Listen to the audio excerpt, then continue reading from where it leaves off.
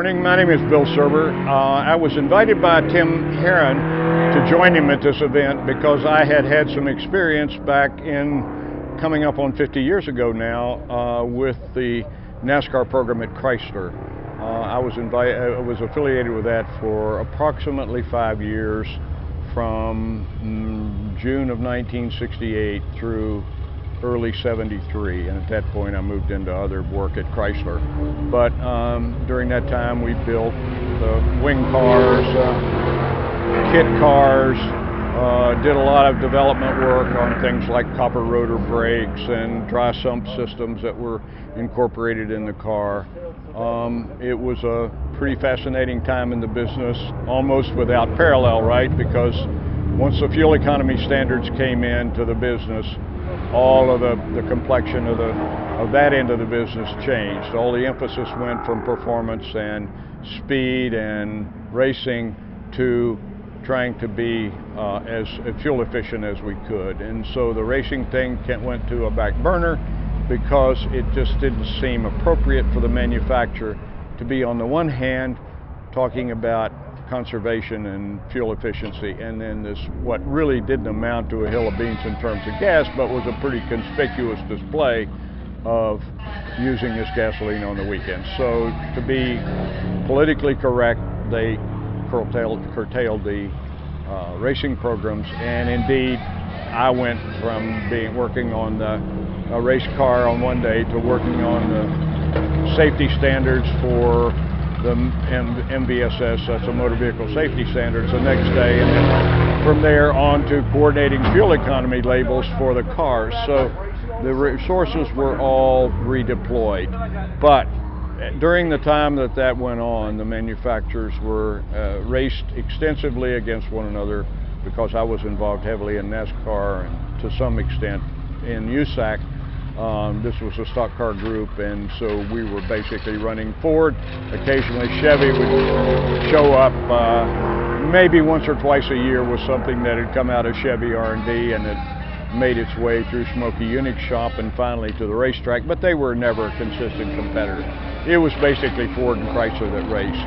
And we won our share and lost our share, but I can say to you that at that point in the time of the racing time, it was purely you were racing against somebody you were as clever as you knew how to be able to make the car as fast as you could.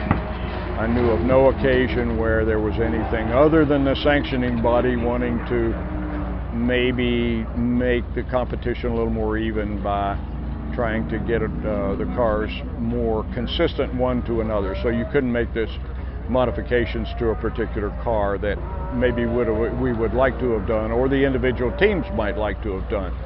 So that opportunity that window was closed as the templates to measure the cars and the tearing down of the engines after the race to be able to check the displacement. When all of that was implemented, then it became much less of a run what you brung kind of a racing operation to a more structured environment. And we had misgivings about that because we always thought that NASCAR was really interested in the show more than they were the racing. I mean, the racing was part of it, but really they didn't want the same person to win all the time. One of the years that I worked with Richard Petty, they won 38 of 60 races, and that was pretty dominating. We can understand people would say, well, why would I want to go to another race and watch Richard Petty win? Again, he won last week and he won the week before. So what NASCAR was doing, there was some justification for. It was a bit frustrating, though, because, you know, when you work hard and get the thing as good, and then they come in and penalize you because basically you've been good. So it was a tough thing. But anyway, that's life, and it went on. So this period of time, it encompassed about a 5-year window. Was a particularly exciting time in the business. One of my buddies that designed camshaft there at Chrysler for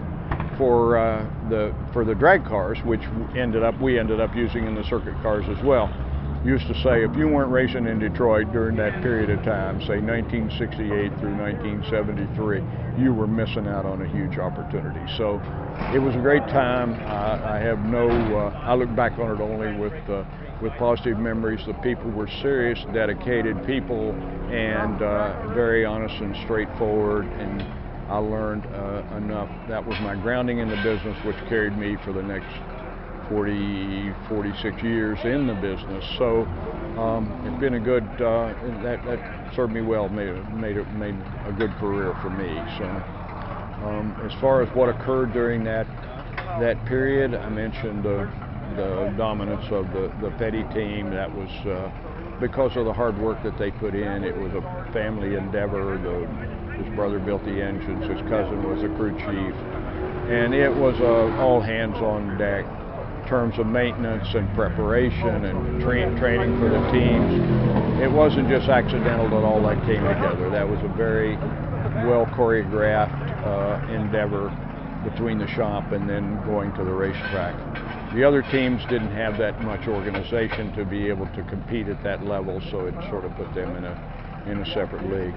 I have a world of respect for Richard Petty because he realized and used to say, the people that come to the track are the ones that really make it work. You say, well, the manufacturers put in money, but yes, the people buy the products that the manufacturers make in order to be able to support the racing. So the fans really were the ones who made it. He would make every effort to try to sign autographs long after many of the other drivers had gone away. So they were really not just a part of the business, they were an integral part of that whole endeavor. So that was it was a enriching experience to be around those kinds of people too. Again, like the manufacturing people, they were dedicated professionals at executing the car and then taking it to the racetrack every week and doing well with it.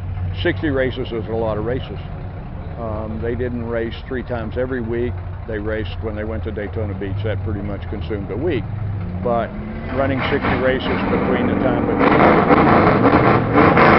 the end of February and the first and middle of October, there were many times when they raced 4 times a week. And so you really had to just, now these were all local to the southeast. They didn't have to come to LA except maybe Riverside once a year.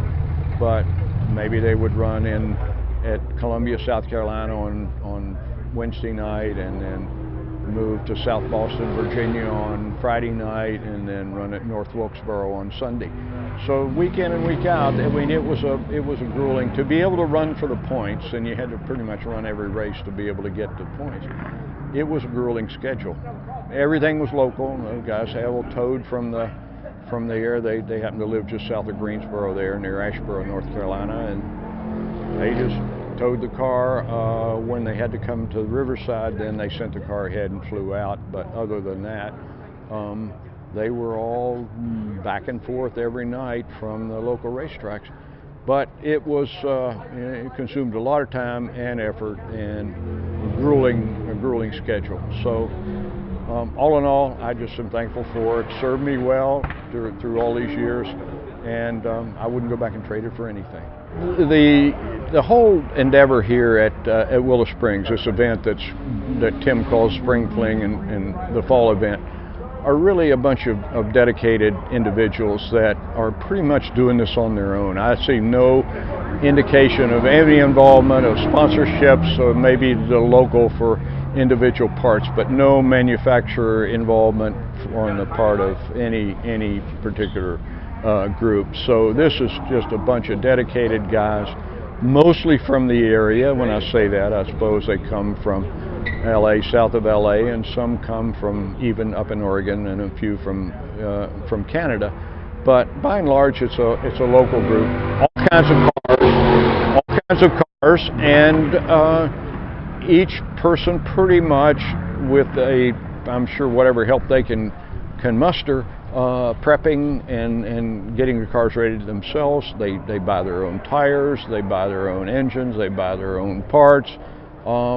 These are serious, I think hobbyists maybe wouldn't be the right term, but serious car people in a modern idiom when the world has changed enough. And I particularly like this because there's no fanfare, there's no really attempt to try to make this thing a glamorous endeavor. It's a bunch of guys out doing what they love to do, and it's all pretty low-key and straightforward and well-meaning, straightforward people.